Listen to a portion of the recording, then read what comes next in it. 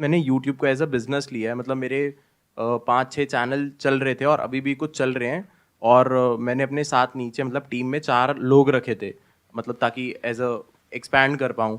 तो स्टार्टिंग में 2-3 चैनल तो बहुत अच्छे चल रहे थे, इनकम भी काफ़ी अच्छी होने लग गई थी, टच कर रही थी अराउंड 1। बट मैंने बहुत सारे चैनल ऑल खोल लिए, जैसे एक बांग्ला का भी मेरे 2 चैनल चल रहे हैं, बांग्ला लैंग्वेज का, मतलब उसके लिए टीम है, वो करते हैं सब वॉइस ओवर वगैरह। तो धीरे धीरे क्या हुआ, ऐसे ध्यान मेरा थोड़ा थोड़ा थोड़ा बहुत सारे चैनल्स पे बंटने लग गया। बट मेरा गोल यही है कि मैं 20-30 चैनल्स अलग अलग खोल लूँ, जिससे थोड़ी थोड़ी मतलब मल्टीपल इनकम्स हो जाएं, तो मास इनकम ज़्यादा हो जाएगी। बट दिक्कत क्या आ रही है कि अब मेरा थोड़ा थोड़ा ध्यान भटक रहा है। तो जो इनकम थी अब वो थोड़ी पहले से भी गिर गई है, जबकि चैनल ज़्यादा हो गए, सब्सक्राइबर वगैरह बेस काफ़ी सही हो गया। लाइक एक चैनल है उस पर 5 लाख सब्सक्राइबर हैं, एक है उस पर 6 लाख हैं, व्यूज़ भी सही आ रहे हैं। बट अब ओवरऑल इनकम गिर गई क्योंकि ध्यान मेरा भटक गया। तो मैं उतनी ग्रोथ नहीं दे पा रहा, जो अच्छे चल रहे हैं उन पे भी नहीं दे पा रहा, और जो मैं नए खोल रहा हूँ उनकी वजह से पुराने वाले भी थोड़े गिर गए हैं। तो मतलब मेरे को क्या करना चाहिए आगे? इतना ज़्यादा चाहिए या कम पे फोकस करना चाहिए? आप ये बताओ, मंथली व्यूज कितने होते हैं आपके टोटल मिला करके 100 सारे मिलियन चैनल्स के? 10 करोड़ व्यूज जी। और इनकम है 1 लाख रुपए। शॉर्ट्स पे यही है सर। शॉर्ट पे यही है, exactly I was about to say that. ऐसे ही मैं सोच रहा था कि इंग्लिश में भी डब करूँगा। मेरे ब्रदर यूएस में हैं अभी सेटल्ड, तो मैं सोच रहा था वहाँ की लैंग्वेज में भी मतलब अपनी वीडियोस को, क्योंकि कंटेंट तो वही रहता है, जो मेरा कंटेंट है वो पुराना नहीं होता, फैक्ट्स हमेशा वही रहेंगे। तो मैं सोच रहा था इन्हें भी इंग्लिश में डब करके, क्योंकि वहाँ का रेवेन्यू 10x अराउंड होता है इंडिया से, तो सेम कंटेंट को मैं डब करके और मतलब इंटरनेशनल लैंग्वेज में भी चाहता हूँ करना। मुझे ये वाला आपका जो आइडिया है वो कंपैरेटिवली बेटर लग रहा है, इंटरनेशनल वाला। इंटरनेशनल वाला। जी। उसके पीछे रीजन क्या है? क्योंकि यूएस की मार्केट है, या ये कह लो जो इंग्लिश स्पीकिंग ऑडियंस की ऑडियंस। जो मार्केट है वो बहुत एग्जैक्टली। बड़ी है, और वहां पे पे आउट है वो बहुत अच्छा है। पे आउट बहुत अच्छा है। और जैसे आपने खुद ही कहा कि 10x है, तो दैट मीन्स कि जितना काम करके आप यहाँ पे 1 लाख रुपए कमा रहे हो, उतना ही एफर्ट, उतना ही टाइम लगा करके आप वहां पे 10 लाख कमाओगे अगर उस जी। लेवल पे पहुंच गए तो। जी। बट उसमें अब चैलेंज ये आने वाला है कि अगर आपका ये जो यूट्यूब चैनल है वो इंडिया से बना है, तो ऑटोमेटिकली जो एल्गोरिथम है वो इसको इंडिया में ही पुश करेगा। इंडिया से नहीं बनाऊंगा, मतलब मेरे ब्रदर अभी वही, मेरे पास एक यूएस से बेनिफिट ऑफ वो बनाओगे है जी। और फिर वीपीएन के थ्रू यूएस से ही अपलोड करोगे, नहीं नहीं या नहीं, आपके ब्रदर ही वीपीएन अपलोड मेरे करेंगे? ब्रदर को ही मैं बना के पूरा भेजूंगा, वो नहीं कर सकते। मैं ही करूंगा सारा काम, बना के एक नया नंबर लेंगे ब्रदर, और मैं यहाँ से बना के भेजूंगा, अपलोड वहां से होगा। अनटिल एंड अनलेस एक ऑडियंस गैदर नहीं हो जाती, जब गैदर हो जाएगी, लाइक 10,000 सब्सक्राइबर हो जाएंगे, तब मैं खुद अपलोड कर सकता हूँ, क्योंकि ऑटोमेटिकली रिकमेंडेशन उधर का ही जाएगा फिर। तो अगर इस मॉडल को आप क्रैक कर लेते हो तो I think this is going to be big, and आपको अपना पूरा फोकस यहां डालना चाहिए। क्योंकि देखो, इंडिया में जो हो सकता था उसको काफी हद तक आपने अचीव कर लिया है। आप कह रहे हो कि महीने के 100 मिलियन व्यूज आ रहे हैं, जी। मतलब महीने के 10 करोड़ व्यूज आ रहे हैं, तो 10 करोड़ का आप मानो 20 करोड़ हो जाएगा, 50 करोड़ हो जाएगा, 100 करोड़ हो जाएगा, उससे ज्यादा नहीं जाएगा। उससे ज्यादा कैसे हो नहीं जाएगा? जाएगा। बट अगर यूएस में 10 करोड़ व्यूज नहीं भी आते, 1 करोड़ भी आते हैं, तो रेवेन्यू इनकम विल बी आपको उतनी सेम। ही मिलेगी जितनी यहां पर मिल रही है। जी। वही। बट उसमें टाइम लगेगा, तो उसके लिए पेशेंस चाहिए, प्लस आपको फोकस चाहिए। अभी आप क्या कर रहे हो? अभी आप बहुत कुछ एक साथ करने की कोशिश कर रहे हो। एग्जैक्टली यही इशू भी बन रहा है। एक होता है एक काम के बारे में सोचना, एक होता है उसको करना। जी। दोनों में जमीन आसमान का फर्क होता है।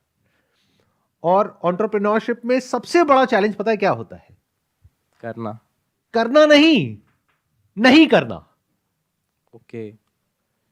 क्या नहीं करना है, that becomes more important than क्या करना करना है। है। क्योंकि सही टाइम है। और रिसोर्सेज लिमिटेड होते हैं एक छोटे बिजनेस के पास में। एग्जैक्टली सही सर। तो ये डिसाइड करना होता है कि क्या नहीं करना है, ये सबसे इंपॉर्टेंट है। हम क्या गलती करते हैं, जैसे ही थोड़ा सा पैसा आता है, ये एक बिजनेस एक पर्टिकुलर लेवल पे जाता है, हम बहुत कुछ करने की कोशिश करते हैं और कुछ भी ढंग से नहीं हो पाता है। जैसे एक बिजनेस का एक शुरू का लेवल होता है जिसको बोलते हैं 0 to 1, उसके बाद होता है 1 to 10, फिर होता है 10 to 100। जो इस लेवल पे करना होता है 0 to 1 पे, वो 10 से 100 पे नहीं करना होता है। दोनों का जो वे ऑफ वर्किंग है उसमें जमीन आसमान का फर्क होता है। क्योंकि जब आप 0 to 1 जा रहे होते हो तो आपको पता ही नहीं होता कि क्या काम करेगा क्या नहीं करेगा, तो हाथ पैर मारने होते हैं, सब कुछ करना होता है, क्योंकि पता नहीं उसमें से क्या काम करेगा क्या नहीं करेगा। यही आपने किया भी होगा, जी। सब तरह का कंटेंट बनाया, सब कुछ ट्राई करके देखा, और फिर जहां पे रिजल्ट मिला उस पर फोकस किया। उस पर फोकस किया जी। बट फिर गड़बड़ क्या होती है, उसके बाद में जब हम एक पर्टिकुलर लेवल पे जाते हैं तो उसके बाद में जब पैसा आने लग जाता है तो माइंड में आइडियाज आने लग जाते हैं, दिन रात माइंड में आइडियाज आते हैं। ऐसा होता है नहीं होता है? हाँ, आइडियाज नए नए आते हैं कि ये ट्राई कर सकते हैं, वो ट्राई कर सकते हैं। और जब आइडियाज आते हैं तो होता क्या है कि हम उन आइडियाज पे काम करने लग जाते हैं, और जहां पे काम करना चाहिए वहां के रिसोर्सेज, वहां का टाइम, वहां की एनर्जी सारी वहां पर चली जाती है जहां पे कुछ है ही नहीं। जी। तो आगे से जब भी कुछ भी करो हमेशा पेपर पेन ले करके लिख करके करो, माइंड में कभी मत करो। एक बहुत बड़ी गलती है जो हम सब करते हैं, माइंड में सोचते रहते हैं। ये आइडियाज कहाँ आते हैं? माइंड में आते हैं ना। माइंड में। और हम एक्चुअल में करने लग जाते हैं उन आइडियाज के बेस पे काम, क्योंकि हमें लगता है कि वो आइडिया अच्छा है। कभी पेपर पेन ले करके नहीं बैठते हैं और प्रॉपर्ली एनालाइज नहीं करते हैं कि इस आइडिया को करने का क्या प्लस माइनस है और नहीं करने का क्या प्लस माइनस है। जी। और फिर आपको फिगर आउट करना पड़ेगा कि इस सब में से कौन सा ऐसा काम है जहां पे मैं अपनी पूरी एनर्जी लगाऊं, जहां पे रिजल्ट आने के चांसेस सबसे ज्यादा है। जैसे अभी जो आप काम कर रहे हो उसको छोड़ने का कोई सेंस नहीं है, क्योंकि वो आपकी फाउंडेशन है। अगर वो चली गई तो सब कुछ ही हिल जाएगा। हाँ, क्योंकि अभी एटलीस्ट वहां से लाख रुपए महीने का तो आ रहा है। अगर इमेजिन करो, वैसे होगा नहीं, हाँ। अगर वो एकदम से जीरो हो जाए तो,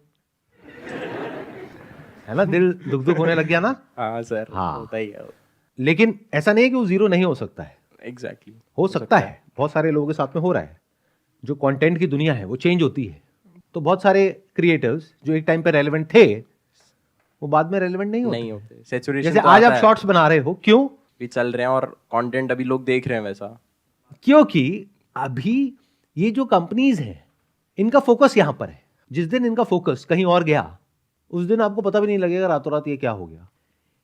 एल्गोरिथम में हल्का सा एक चेंज करना है। लाखों लोग जो इस पे डिपेंड करते हैं उनको समझ भी नहीं आएगा रातों रात क्या हुआ। आप समझ रहे हो मेरी बात? जी। बट हम ऐसा कभी समझ नहीं पाते हैं। आप ये समझो जो आप कर रहे हो उसका कंट्रोल, आपको ये गलत फहमी है कि पूरी तरह से आपके हाथ में है, जबकि एक्चुअल में नहीं है। एक्चुअल में किसी और के हाथ में है। वो जो यूएस में बैठे हैं, तो आपको करना क्या चाहिए? उनकी जो एनुअल रिपोर्ट्स होती हैं उसको पढ़ना चाहिए, उनकी अर्निंग कॉल्स होती हैं उसको सुनना चाहिए। ओके। ये जो कंपनीज हैं उनके जो सीईओ हैं, फाउंडर्स हैं, उनके जो इंटरव्यूज होते हैं उसको सुनना चाहिए। तो आपको समझ आएगा कि उनके दिमाग में चल क्या रहा है, क्योंकि जो उनके दिमाग में चल रहा है उसकी वजह से आपका घर चल रहा है। जहां उनके दिमाग में कोई चेंज हुआ किसी को समझ भी नहीं आएगा कि हुआ क्या है। तो आपको पता होना चाहिए कि वहां पे वो जो लोग बैठे हैं, जो डिसीजन मेकर्स हैं, उनके माइंड में क्या चल रहा है। ये इंपॉर्टेंट नहीं है आपके माइंड में क्या चल रहा है। आपके माइंड में चल रहा है कि मैं ऐसा कंटेंट बनाऊं, वैसा बनाऊं, वैसा बनाऊं। हो सकता है उनके माइंड में वो चल रहा था आज से 5 साल पहले, जिसकी वजह से आज कुछ हो रहा है, लेकिन आज कुछ और चल रहा है जिसकी वजह से अगले 5 साल बाद कुछ और ही होने वाला है। तो उसको समझना पड़ेगा ना। जी सर, एग्जैक्टली। कि उनका दिमाग कहां जा रहा है, आपको उसके हिसाब से चलना पड़ेगा, तब सक्सेस मिलेगी। वो क्या क्रिएट करने में लगे हैं, उनका फोकस कहां पर है, उनकी जो रेवेन्यू है वो कहां से आ रही है, उसमें से कितना % है जो लॉन्ग फॉर्म से आ रहा है, कितना शॉर्ट फॉर्म से आ रहा है, और कहां पे ग्रोथ कितनी है, ये सब मिल जाएगा आपको एनुअल रिपोर्ट में। वो ये सब करते हैं रिवील, मतलब सब कुछ रिवील होता है क्योंकि ये सारी लिस्टेड कंपनीज है। ओके। हाँ। बट वो एनुअल रिपोर्ट इतनी मोटी होती है कि कोई पढ़ता नहीं है। पता नहीं है। वहां पर मैनेजमेंट जो है वो गाइडेंस देता है कि आगे हम क्या करने वाले हैं अपने शेयर होल्डर्स को। तो बता रहे हैं कि अब हमारा ये प्लान है, और वो प्लान यूजुअली उससे बहुत अलग होता है जो वो कर रहे होते हैं, क्योंकि जो कर रहे होते हैं वहां पे कहीं पे स्लो डाउन आ रहा होता है। हो सकता है जिस सेक्टर में आप हो वहां पे स्लो डाउन आ रहा है, तो अब उनका फोकस कहीं और जा रहा है। तो वो समझना पड़ेगा टाइम से पहले। तो you must always be there on your toes, मतलब हमेशा अलर्ट रहो, अपने थॉट्स के हिसाब से मत चलो। Be absolutely detached to your own thoughts which are nothing but concepts and ideas. आपको एक्चुअल में देखना पड़ेगा ग्राउंड रियलिटी क्या है, अभी क्या हो रहा है, उसकी वजह से आने वाले 5 साल बाद क्या होने वाला है, फिर जो 5 साल बाद होने वाला है सिर्फ उस पर फोकस करना है, बाकी सब पे लग गया काटा। अब ये बात किसी और को समझ ही नहीं आने वाली कंटेंट स्पेस में। जैसे आप जाओगे ना किसी और क्रिएटर से मिलोगे, उनको बोलोगे मैं कुछ ऐसा कर रहा हूं, वो कहेगा पागल है क्या, ये तो कोई भी नहीं कर रहा। बट आप कर रहे हो बेस्ड अपॉन जो 5 साल बाद होने वाला है। वो किस बेस पे काम कर रहे हैं आज, जो 5 साल से हो रहा है। They are working on the basis of past which is going to be irrelevant in the future, but you are looking at the future and then working। और यहां पे जो एनर्जी होती है काम करने की वो अलग लेवल की होती है उन लोगों से जो पास के बेस पे एक्ट कर रहे होते हैं, क्योंकि वो अंदर से डरे हुए होते हैं, कंफ्यूज होते हैं, और जिनको पता होता है कि एग्जैक्टली 5 साल बाद क्या होने वाला है, वो फोकस्ड होते हैं, क्लियर होते हैं कि मुझे क्या करना है और क्या नहीं करना है। And these kind of people, जिनको नहीं पता है एक्चुअल में क्या हो रहा है, दे आर क्लूलेस। सर अब तो 20 लाख को पता चल जाएगा, इसको कट करवा देना। ये कट तो नहीं होगा क्योंकि मेरा मकसद उन 20 लाख लोगों का ही फायदा है। बट मजे की बात बता रहा हूं, 20 लाख लोग सुनेंगे बट करेंगे बहुत कम लोग। क्योंकि अगर हर कोई ये सब बातें कर ले जो बातें मैं करता हूं, तो दुनिया पता नहीं कहां की कहां निकल जाए। Yes sir. लेकिन दुनिया वहीं की वहीं है, क्योंकि लोग वही करते हैं जो वो करते आए हैं, उसको कंफर्ट जोन बोलते हैं। तो अगर आप उन हजारों में से एक हो जो एक्चुअल में ये जो मैं बोल रहा हूं उसको समझ पा रहे हो और उस पर एक्ट भी कर सकते हो, तो आप चिंता मत करो, आपका कोई कंपटीशन नहीं है।